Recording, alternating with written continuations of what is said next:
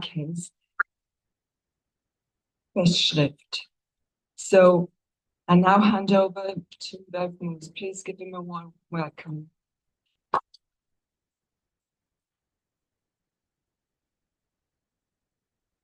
Well, thank you very much, Annette, and thank you all for coming on this November night. I'm going to speak about Pastor Cappel and Franz Müller, a curious case of murder, worldly justice, and eternal salvation.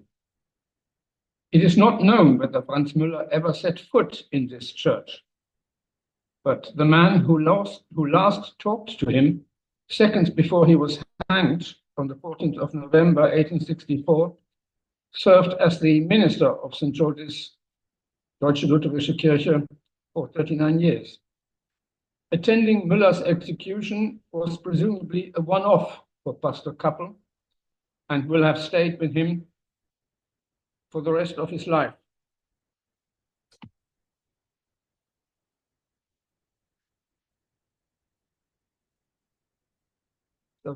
Right, it doesn't work.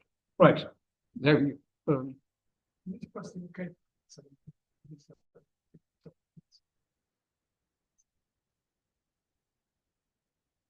And if this wasn't here, you would also be able. I put it up here because the title of the talk remains the same. Right. So it will have stayed with Cappel, this experience will have stayed with Cappel for the rest of his life as one of the most memorable events that he encountered. However, Cappel's presence on the scaffold that day, 160 years ago, last week, and his report of what transpired there also provided a comforting conclusion to a puzzling murder case. It was Cappel's testimony that settled contemporary doubts about the conviction, and it was Cappel's testimony that determined how the Müller saga came to be remembered in history.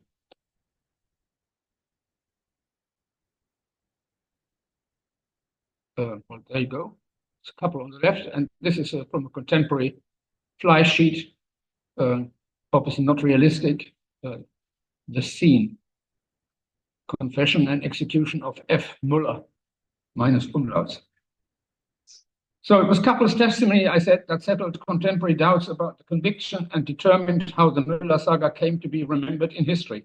And widely remembered, it certainly has been. One of the first volumes in the series Notable English Trials in 1911 was the trial of Franz Müller, which contained a detailed account of the course of events from the murder of Thomas Briggs to the public hanging of Müller, with extensive transcripts of the various court proceedings. The book has been reprinted. There you go. That's the opening. This book has been reprinted several times.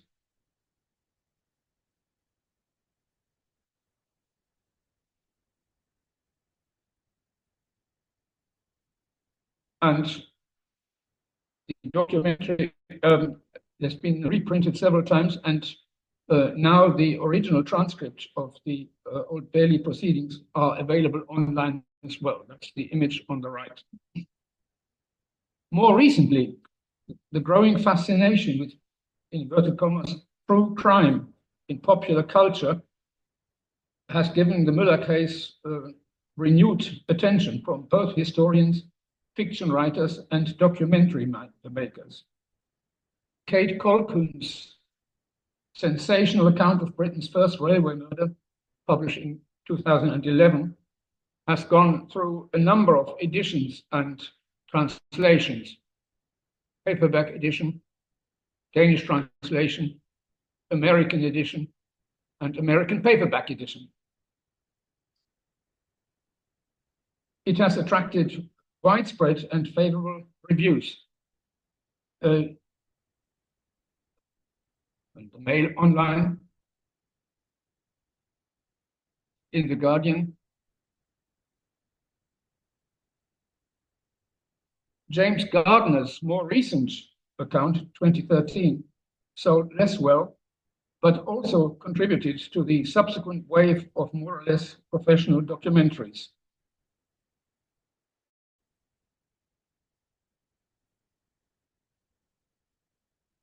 you can, the dark and chilling case of Franz Müller online, you can watch it on YouTube.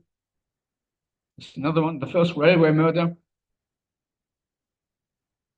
Victorian railway murder, that's Fenchurch Street Station, from where the train with Mr. Briggs departed.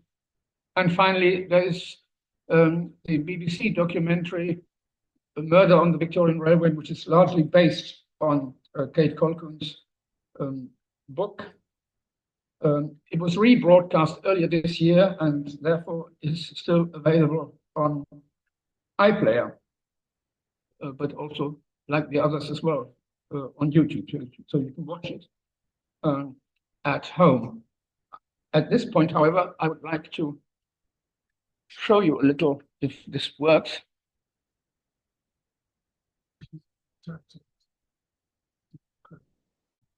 Sorry, I would normally go out like this.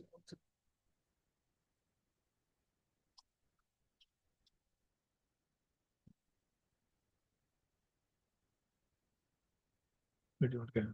I want to go here to this. That one. Okay. I'll play. This is the beginning of the BBC documentary on the Müller case based on the Colquhoun book, and I showed this to you mainly because Pastor Cappel, played by an actor, obviously features in it. We'll see him very quickly, shortly. Ah, right, it works. There he is, this one here. There's also sound, but doesn't play.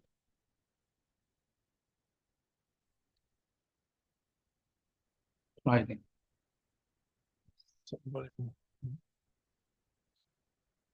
Okay.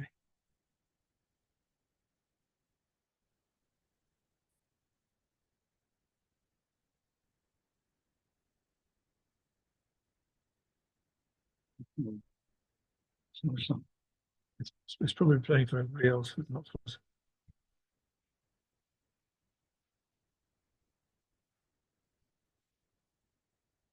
Sorry, I'm trying to find the volume control down here, bottom. No. Well, there's no sound anyway. It doesn't. We were stopping the sound earlier because there was feedback. Yeah, it doesn't matter much. I just want you can watch this at home whenever you want. I'm just letting it go. This is Newgate Prison in the city of London, 1864, and this is the minutes before the execution. That's the walk of the condemned man from the cell desk, Franz Müller. This man is playing Pastor Cappel, so it's obviously a reenactment, but it's based on the Times reporting. It's not bad. This has very little relevance for what I'm going to argue, but it's worth watching. Right, how can I now get back to my PowerPoint?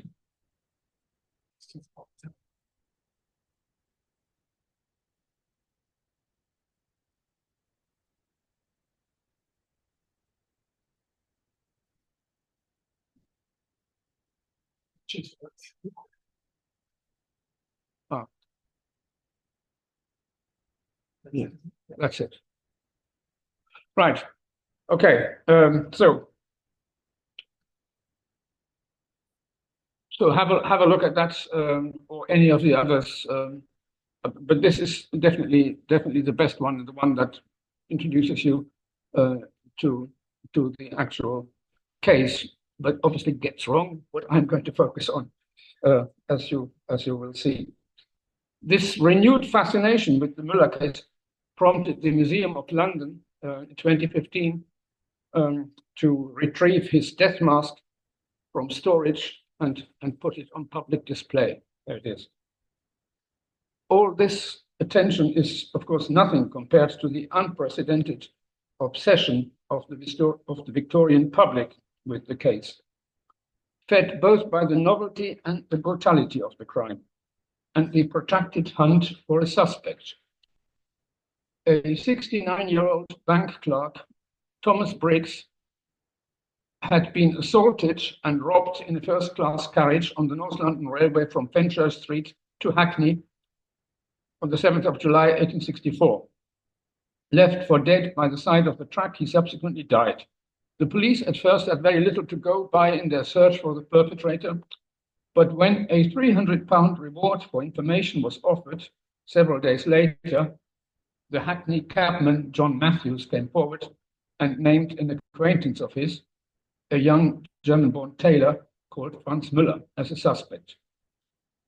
Müller had since departed for America, but as he was traveling on a sailing boat, a Scotland Yard detective boarded a steamship, which was in America in 2 weeks. The sailing boat took 6. So the detective from Scotland Yard was waiting for Müller. When he arrived in New York, he was duly arrested. After some shenanigans, extradited back to Britain, committed to stand trial, and although he maintained his innocence throughout, was convicted and hanged outside Newgate Prison in front of a crowd of 50,000 people.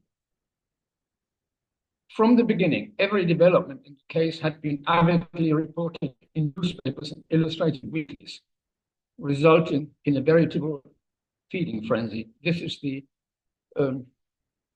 hearing in Bow Street, the police court, whether he should be committed to stand for trial in the Old Bailey. There's Müller here on the left, and the magistrates over there. So from the beginning, every development in the case had been avidly reported in newspapers and illustrated weeklies, resulting in a veritable feeding frenzy. Murder in daily installments is the title of a study of the press coverage, and well before the trial, public opinion was more or less unanimous that Müller was the culprit and deserved to hang. Madame Tussauds Chamber of Horrors exhibited a bust of Müller, inscribed "Müller, the railway murderer," while he was still on his way back from America, and without actually knowing what he looked like. Later on, copies of the police photograph were sold as a postcard. You see a copy of it here. As always happens in such situations, moralizing. This is the academic article, an academic article on the press coverage of the murder case, Murder in Daily Installments, the newspapers and the case of Franz Müller, 1864. As always happened in such situations, moralizing ballads in dreadful doggerel mixed titillation with exhortation. I'm not going to read the poems; they're awful. And very poor rhyming.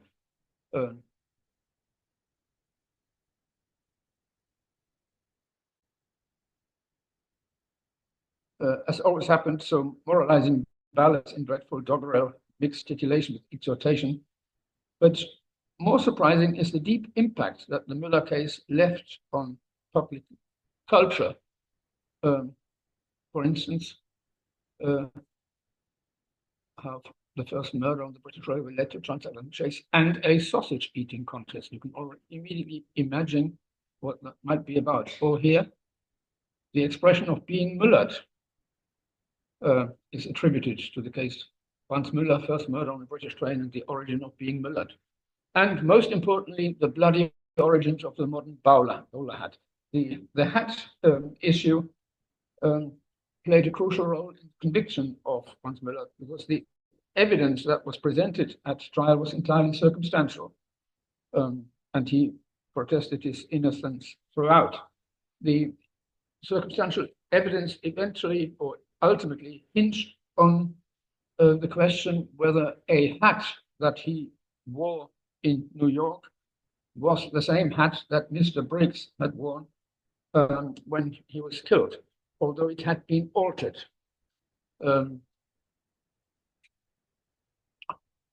The fashion at the time was changing, and Müller was a fashionable young man who preferred his hats at a lower cut. Briggs's hat had been sort of a stovepipe type type of hat, whereas the hat that he was arrested with was shorter, more like the modern bowler hat. And as the presiding judge, Lord Chief Justice of England, no less, in a blatantly partisan summing up, told the jury, the only question that they needed to decide was whether the hat that Müller was wearing on his arrival in America was identical with the hat that Mr. Briggs had worn at the time of his murder, after some alterations had been made. And the jury took all but 15 minutes to return a verdict of guilty. Although Müller continued to protest his innocence, he was sentenced to death, and that was that. That Müller was in fact the murderer has ever since been treated as common knowledge. Witness, for instance, the British Transport Police. Witness, for instance, the British Transport Police website. Thefts and crime were common as the new railway network became popular, but the first murder did not take place until 1864, when Thomas Briggs was killed by Franz Müller. So it has entered in both history and popular culture as a fact. But before that, I wanted to refer you to this extract from the review by Kate Copeland from The Guardian. First, it adds to some other ways in which the Müller case left an impact on British popular culture. In late Victorian Britain, the new bowler hat was known as the Müller hat. But more importantly, the Müller murder, or the murder on the North London Railway, also led to some changes in the design of railways. First, interconnecting corridors between compartments. Until then, you just entered into a compartment from the platform and couldn't get across. And communication cords. But most important was the introduction between compartments of windows called Müller lights, which is now the name of a yogurt, presumably so called by someone with little knowledge of railway history. A little joke there, but more importantly is the concluding sentence. The point is that the weight of evidence is in the balance to the very end. Was a just verdict achieved? The answer, mesmerizingly enough, seems to be not quite. And that's what I'm going to follow up a little more closely. There's a plaque at the place where he died. The anniversary of Müller's execution last week, for instance, was noted on Facebook. I found out. You see the entrance here, 14th of November. And another one, again, a little video that you can play. What happened today in history? November the 14th, one of the last public executions in England in 1864. There's also this on the internet, where not only my name is misspelled, but also both title, subtitle, and abstract originated somewhere, but not from me. So if you came here to find out how Franz Müller was convicted, I'm afraid you will be disappointed. What I have to say on account of how he was convicted could be summed up in one word: unfairly. There's no doubt in my mind that the execution of Müller was a miscarriage of justice, but that is not my argument here. Rather, I want to discuss what led to the confession that Pastor Castle claimed to have obtained on that scaffold seconds before the drop fell. And this will be what stays on the screen for the rest of my talk. We live today in a secular society, and the fact that this church, for instance, has no longer an active congregation can be seen as proof, if one were needed. These days, mainstream Protestant clergymen are no longer overly concerned with the afterlife.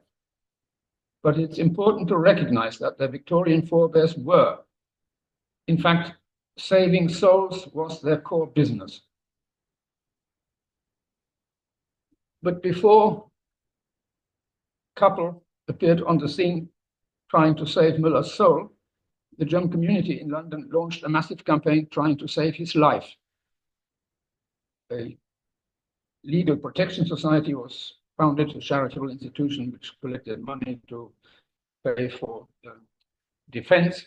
It was led largely by political refugees from 1848, who at this point in the mid-1860s were organized in something called the Nationalverein, the National Association, which sought to promote the idea of the unification of Germany. The involvement of these political refugees through the Nationalverein, the Legal Protection Society, with very voluminous public activities, was responsible for the fact that the Müller case, which until then had been just a case of crime and moral panic, became entwined with ethnic rivalry. It became a matter of German national honor to save Müller's life, and in turn it became a matter of British national honor to deliver just punishment to a convicted criminal. The two camps were not quite as clear-cut as that. A British barrister, James Walter Smith, published a pamphlet which within a few days went through several editions, where he criticized the conduct of the trial severely.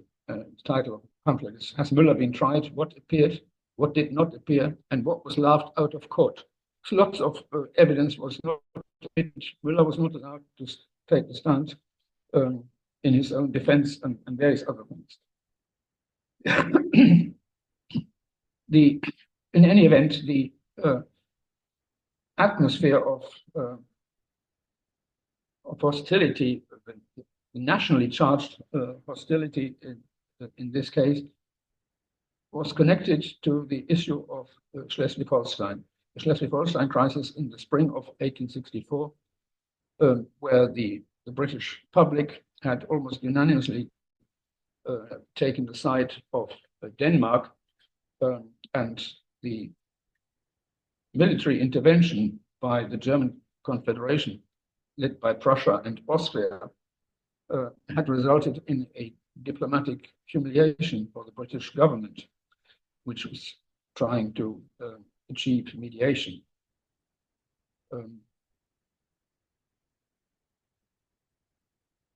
And just to show you a bit of evidence of the climate in which this criminal case was discussed in the wider context of Schleswig-Holstein. I quote an article from the Times, which says that the efforts by the German Legal Protection Society had demonstrated, quote, "how the Germans all hang together. Their treatment of Denmark has shown that they should all hang together." You know? And Punch about in a poem about Müller and his like, compared the activities of the London hangman by the name of Calcraft with the decision by the Frankfurter Bundestag, the Diet, to intervene in Schleswig-Holstein in order to assert the putative rights of Schleswig-Holstein vis-à-vis Denmark. That was called an execution, a Bundesexekution, federal execution in the duchies of Schleswig-Holstein. I needed to explain this in order for you to make sense of this poem, which I'm now going to read. "The Germans who clapped when the Diet dared draw execution to deal on the duchies, howl against execution awarded by law to Müller in Calcraft's stern clutches. Can the reason that Vaterland thus makes black white, from applause to abuse shifts its song, be that our execution was provably right and their own as demonstrably wrong?" But nationalist German political refugees and German Protestant clergymen also shared certain reservations about the poor Germans in the East End, and in particular about Müller's person, because instead of attending church, he had led the lifestyle of a young man about town. His private life was widely regarded as morally reprehensible, and he certainly showed a distinct lack of national fervor. As an article in the German language press in London argued, this whole thing would not have happened if Müller had engaged with the Turnverein, the German Gymnastic Society, which had just completed its Turnhalle, now an overpriced restaurant outside St. Pancras Station, after it was confiscated as enemy property in 1914. So if he had sort of trained his body, exercising with other national-minded Germans, he wouldn't have been led astray, or he would have led a different lifestyle. And both clergy and nationalist Germans agreed on what it meant to be German. So they criticized Müller for his unusual vanity. And even when in prison, he'd asked for certain items that he had always used to clean his hair.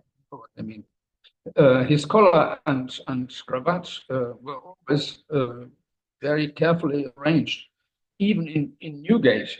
And he had a little golden pin to hold it together. You can see the little golden pin. So he wasn't quite either the German or the Protestant that he should have been. Anyway, after the sentence had been passed and the date of the execution announced, nothing more could be done to save Müller's life. But what about his soul? Worldly justice, or even injustice, is one thing. Salvation, another. And this is where Pastor Cappel comes in. We do have to take seriously that for him, saving Müller's soul was something more important than saving his life. And in order for his soul to be saved, he needed to be reconciled to God. That's to say, confess and repent one's sins before you die. Also, there was a political dimension to this as well. If you did not confess, you somehow gave rise to doubts about the justice of the conviction and about the justice of the institutions of the state. It was therefore in the interest of the state as well as the church that convicted criminals confessed before they were dispatched. First, Pastor Wallbaum, the chaplain to the Prussian legation and minister to the German hospital and the Hamburg Lutheran Church, was assigned to the duty, and Wallbaum tried to bully Müller into a confession for several days without success, and eventually had to give up because the relationship had hit rock bottom. And 5 days before the scheduled execution, it was 5 days before the scheduled execution that Cappel was brought in. And this was the sort of classical good cop, bad cop routine. He also urged Müller to confess, but lovingly rather than confrontational, but still urging him on every day that he needed to confess because he was going to die. And unless he did so, his afterlife was going to be horrible. And when the Anglican chaplain, the night before the scheduled execution, refused to administer the sacrament to Müller, Cappel brought some bread and wine with him on the last day. But by giving communion to an openly unrepentant sinner, he would commit his sin himself. So Müller also required, Cappel also required Müller's confession for his own conscience, not only for Cappel's soul. But Müller did not confess. He did not confess to the murder, but he did repent, but for something very different. Shortly after his conviction and sentence, he had written mit zitternder Hand und wehmutsvollem Herzen, shaking hands and a heart full of grief, a letter to his parents, siblings, friends, and acquaintances back home in Thuringia to give them news über mein Unglück, about my misfortune, which has been caused by my disobedience against you, dear parents. And it has haunted me and is now going to shorten the days of my life. He was finally recognizing the warnings of the fourth commandment to honor father and mother so that you will live long and well on this earth. But then the turn came, he said, sometimes God gives a punishment to his creatures for something that they did not deserve. And that is the case with me. God will punish me for what I have sinned against you, dearest parents, because if I had obeyed you and had not gone to England, this misfortune would not have happened. And he closed the letter by saying that once again, that he was innocent of what he was accused and convicted of. Gott der Allmächtige weiß, dass ich unschuldig bin. God the Almighty knows that I am innocent. And he signed the letter, your loving son and brother, Franz Müller, who was sold as a slave in London by John Matthews for 2,000 thalers. That is the equivalent of £300 that the cabman tried to get when he named Müller to the police. As I said before, Matthews and Müller knew each other, and the fact that Matthews only came forward 10 days after the murder, when the money was mentioned, and various other bits of evidence suggest that he certainly had something to do with it. Also, he was not, he did not in the end get the money because this is another motive why he denounced Müller. He was heavily indebted, and by the time of the execution, he was already in the debtors' prison, and his debtors confiscated the money. So in the end, he didn't anything. Anyway, it's important that even Colquhoun and Gardner, the two most recent accounts, both of whom entertained serious doubts about the safety of the conviction, failed to consult or were unable to read the copious German records, and that is a serious flaw in much of the of all of this. But as I said, Cappel needed that Müller confessed for religious reasons and also to calm his own conscience. The scene on the scaffold, for whom we have only his account, and this account changed significantly over time, is crucial here. It also hinged on the language because they spoke obviously in German. And the way after the execution, Cappel rushed down from the scaffold, collapsed, needed to be revived by copious amounts of brandy, and then said, confess, confess, he confessed. First, nobody else had heard. And he then gave an account which of the last second, while the rope was already around Müller's neck, and said, Franz Müller, in a few moments you will stand before the face of God. I ask you one last time, have you done it? To which the answer, or rather I have to say this in German, haben Sie es getan? To which the answer came, ich habe, when the drop fell. Now, translated into English, have you done it? I have is a clear statement, but in German, that case, ich habe, can be ended, ich habe es getan, or ich habe es nicht getan. And for this reason, later versions of this dialogue in the seconds before he was hanged, Cappel prefaced this "Ja, ich habe," which removed any doubts how that sentence would have ended. Once you start "Ja, ich habe," it has to be "es getan." Anyway, the British paper simply reported with glee the fact of the confession, although there was some doubt about its value. John Walter Smith, the barrister that I mentioned before, published another pamphlet demonstrating in great depth and detail, although somewhat pointlessly, why legally this confession was nil and void. Title of the pamphlet, Did Müller confess, and why was he hanged? Why was he urged to do so? More interesting is, from a theological point, the view of an anonymous clergyman of the Church of England. That's how the author names himself, which challenged Müller's confession and its value. This is more interesting because it engages with Cappel on his own terrain.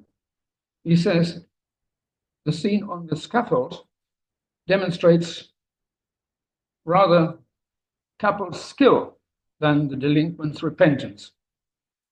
And also, a forced confession like this does not meet the scriptural conditions for achieving salvation.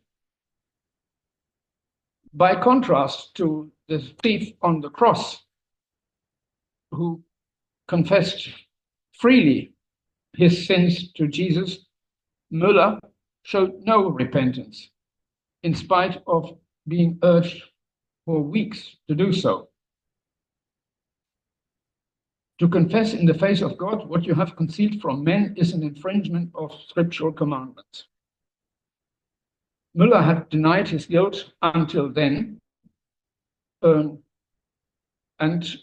Müller also said the same in a written statement that he left. And this clergyman goes on, if the drop had fallen only 1 second earlier, nobody would have heard the confession. And his conclusion was, no criminal in future need to fear hell anymore. If this heretical belief were to take hold, that a few words uttered halfway between this world and the next will give you the key to paradise. For the general public, Cappel's testimony of Müller's confession served simply as a vindication of British justice. We were right all along. And the Home Secretary decided that Müller's last deposition, written deposition, in which he had once more protested his innocence, was not to be published, as it had been superseded by the confession. And there matters rested. Whether Pastor Castle succeeded in saving Müller's eternal soul, we cannot know. In fact, we cannot even be certain that the condemned man had such a thing. But what the clergyman did achieve was to secure for Franz Müller a degree of immortality as a confessed murderer of Thomas Briggs, which in my view he wasn't. Thank you.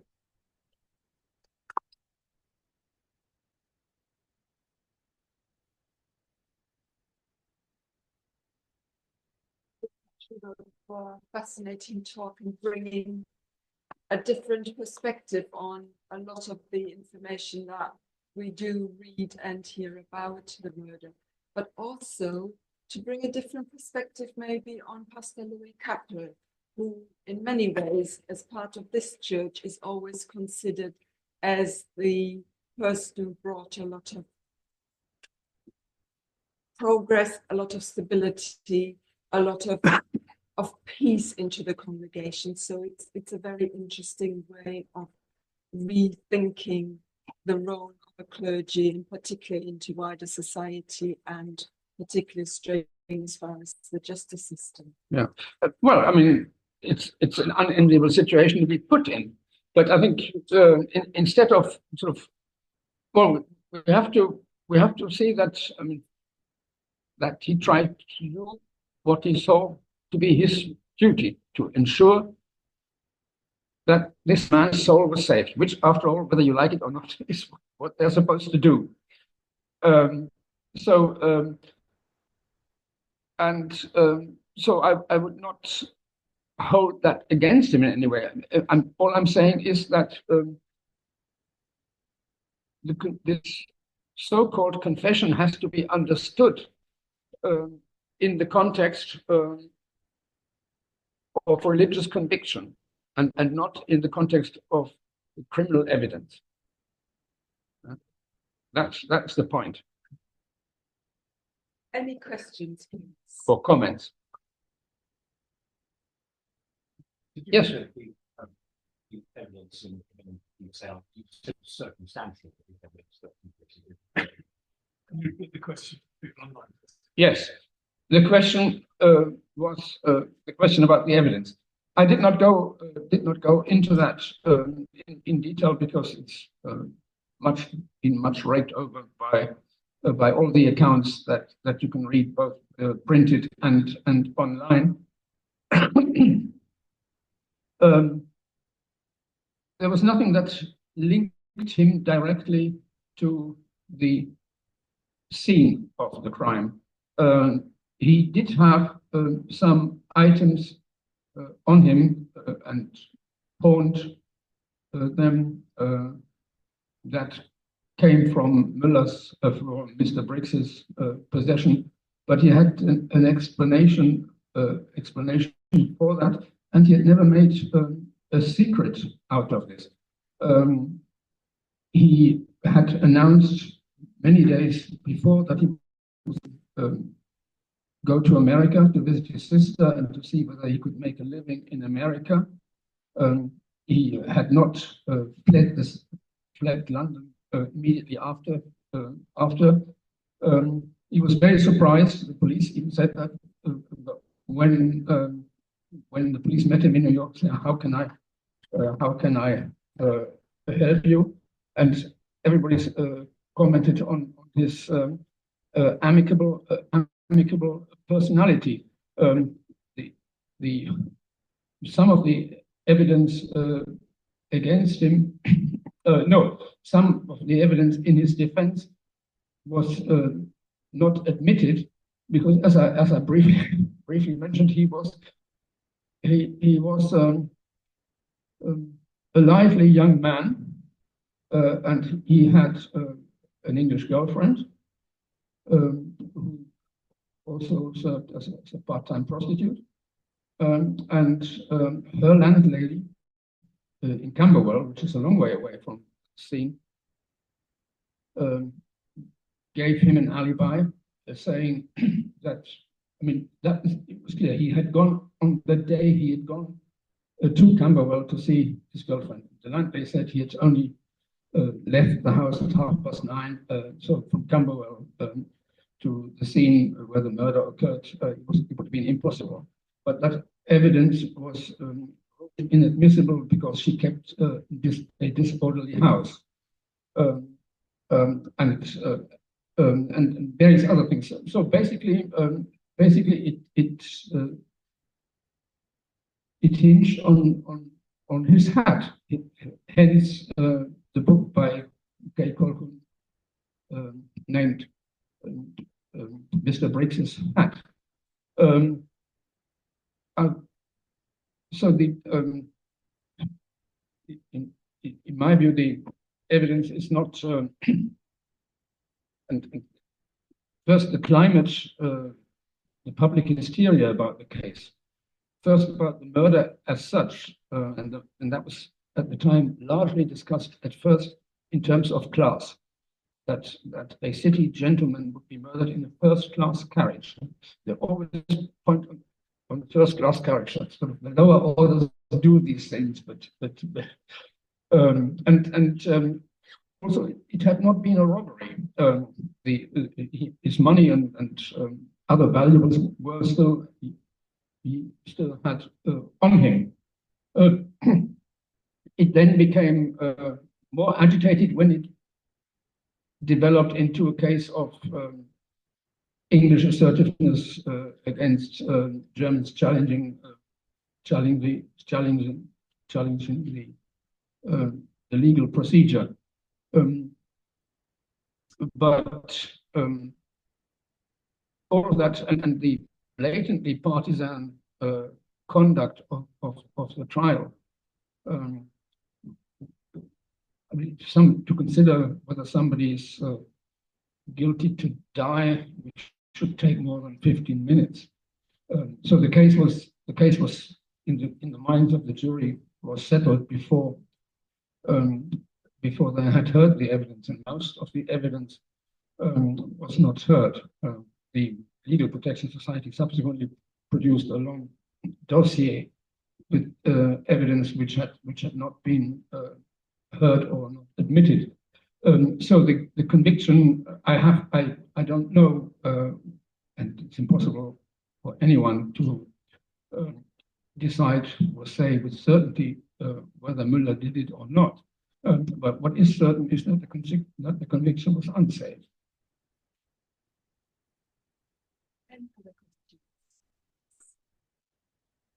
Yes, sure.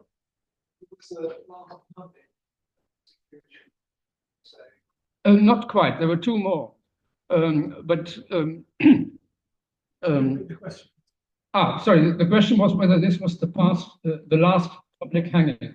No, there were two. There were two more, but because the case had aroused such interest and such rage, public rage, 50,000 people turned out, and the crowd behaved very, very badly. The Times and all sort of respectable papers said it's impossible. There was sort of singing, drinking, immorality, public immorality on a large scale. No respect. Even this was meant to be sort of an educational exercise for the people to learn that bad deeds would be punished. In fact, it became a public spectacle, and after two more cases, which were not quite as bad, but every time sort of respectable middle classes wrote that this was sort of unacceptable behavior, and then 2 years later, executions were to be carried out behind the walls of the prison, no longer in public. But the outrage over the behavior of the crowd at Müller's execution marked the turning point in this debate. Yes. Just to say that the crowd still turned out because there was an article about the jigsaw murders from the 1930s on BBC Today, and it showed the crowd outside of Newgate. For that, they had to put police in a line to keep the crowd back. Yes, and I mean, so the crowd still turned out. Yeah, but not. Know that. Not in those numbers, and it's no longer that public spectacle. I mean, these later intramuros executions. I mean, the crowd always waited for someone to come out and place a notice on the prison door that the sentence of the law has been carried out, and numbers were comparatively small. I mean, 50,000 is a lot. And these were police figures, and police normally underestimate the size of crowds, as we know.